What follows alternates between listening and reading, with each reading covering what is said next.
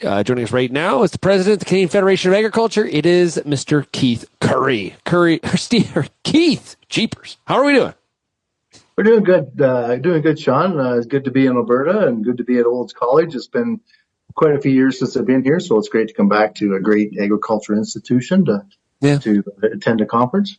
Great. So you're not in Kananaskis in the G7. No, they were very specific about who could and could not come in, and as you're well aware of, there's limited access in and out of Kananaskis, so they were able to control that pretty good. So we couldn't even go in and crash the party, so to speak. Yeah, I hear you. Okay, so this Tyler McCann from Cappy, he was talking about this on Friday's show. This meeting of the Americas. So before we get to the FPT discussion, was the reason for this interview. How's the conference been there in Olds?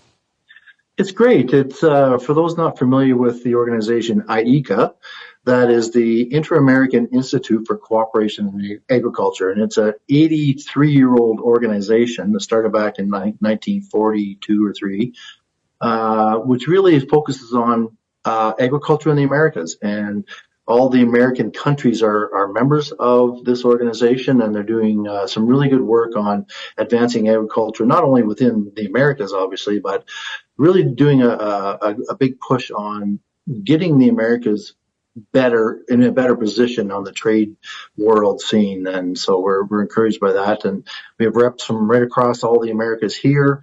Some great information on what's going on all over the place, including I just saw a presentation from Brazil and how advanced they are in their agriculture, and especially on the technology side. So it's pretty interesting. Yeah, but on the trade front, if you think about Brazil and Argentina versus the U.S., different sides of the equation when it comes to China. Big time, and you could even argue to a certain extent even different sides of the fence from Central America. But there's a common theme of being Latin that's drawing them together, and certainly I think on the global scale of things, the Americas in particular, North America and Central America, I think by bonding together we can be much stronger going forward on that. Keith, I got to ask you about the FPT. It's been pushed off till the fall for the ministers. Now, CFA has traditionally had some panels and a day of events or discussions around that FPT meeting. My understanding is that CFA is going to go ahead with that agenda this year, even though the first ministers are not going to be there. Yeah, that's correct. And look, we completely respect the decision that the ministers made, given the conditions that are going on across the northern part of the prairies with the wildfires. And so we certainly understand the optics of this and why they made the decision. But CFA always holds their summer board meeting in conjunction with the FPTs, and along with that, we always host a roundtable with the ministers for an afternoon, get into some good discussion. And this year we decided to change it up. Instead of having a rectangle form focus where the ministers and the provincial general farm organizations have a conversation, we switched it up to have more of a roundtable discussion. Our plan was to have a minister at each table, but industry representatives and some of our membership there, but the industry surrounding the tables as well, to hear the conversations on a myriad of different topics so that the ministers could have input from their perspective. And then at the end of it all, the tables all report back on what they talked about and what they heard, and maybe some suggestions on how we move forward as far as policy influence and regulatory framework influence as well. Okay, so I guess what was your position on, you said it was understandable the ministers canceled, the big push for the Manitoba government apparently to put this off due to the wildfires. We talked about this on Friday's show.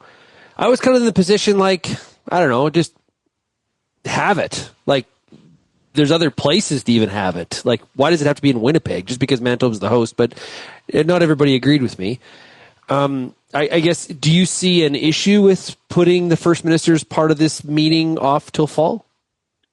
Well, obviously, we're disappointed that they're not going to be there, given this is probably the single biggest agriculture event of the year, with the entire industry and agri-food industry in attendance. So they're shoulder to shoulder with the respective first agriculture ministers across the country, and can have those conversations on whatever subject matter they want to. Um, it's not just as simple as say just cancel it or move it. We have contracts in place with the hotels. People have booked flights already that may or may not be able to get refunds on. We have a tremendous amount of sponsorship dollars involved, corporate sponsors, and so I in some ways, part of me is saying, why couldn't you wait a little closer to the deadline if you really need to cancel or not? But that's not my call to make. That's up to the ministers to make that call, whether they're comfortable in coming.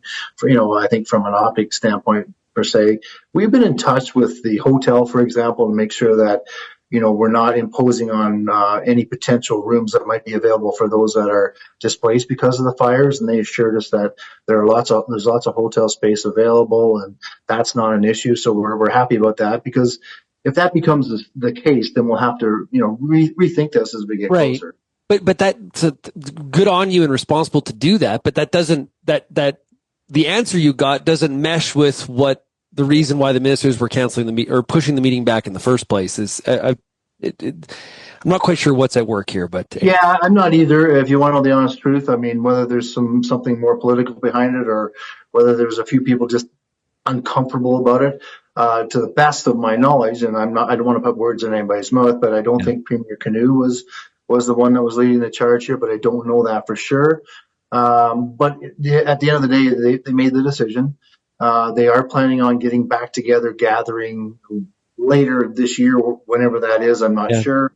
So that's where this policy aspect of what we're doing at the conference, at the meetings, is important, so that we can then go to the FPTs, to the ministers, and say, look, here's what agriculture is saying. Here's what we need. Here's what we're looking for from you. So that part's still going to be very valuable and productive. Hey, Keith. So typically at this meeting, business risk management is like really top of the priority list. What are the key things that need to be discussed right now? What are? And I know there's a long list, okay, but are there 2 or 3 priority items that this new Minister McDonald, is going to have to tackle with the other first ministers? Well, I wish I could answer that question, Sean, because as you know, ministers across the country have different priorities. But, given the Prime Minister's focus on economics in particular, I think we can weave that into much of what we're looking at with respect to competitiveness of Canadian producers. Certainly not just producers, but the entire value chain. How do we be competitive on an international market? And that might mean, how do we get better infrastructure inputs that we need, input regulations, whether that's fertilizer, whether that's other inputs, whether that means PMRA gets a slap and gets better on how we handle our crop protection products, whether CFIA does a better job on everything else that they control, those kinds of things. How do we build resilience into our industry? We've talked a lot about business risk management over the years, and I think there's starting to be some fatigue around those conversations. No, you're telling me, Keith. Not that it's not important, but the reality is, when it comes to risk management, under the current SCAP, we have to have the provinces on board with it. And realistically, the money involved in the SCAP isn't going to cut it what we need big time for business risk management and some of the program design. And we're coming up to the beginning of discussions for the next program. So perhaps we can have input then. But, and where is the future of farm finance? I think that's a really key one that we need to focus on. How do we create the competitive environment, the investment environment, so we get that third-party capital venture into Canada, in particular for the value-added side, the processing, manufacturing side. Keith, in April, RealAgri Studies, the market research arm of RealAgriculture, we asked farmers about a number of different policies that are important to them. And I'll tell you, when we do some of the gap analysis and when we look at, okay, here's what farmers think needs to be the priority, access to credit and financing was in the top 4. So there's data to support what you're saying there. Oh, for sure. And even with respect to business risk management, I mean, things like crop insurance or livestock insurance or insurance in general, do we need to take a hard look at other jurisdictions and how they handle that from a private side of things? And can it be better? Can we have better coverage? Can we have better rates?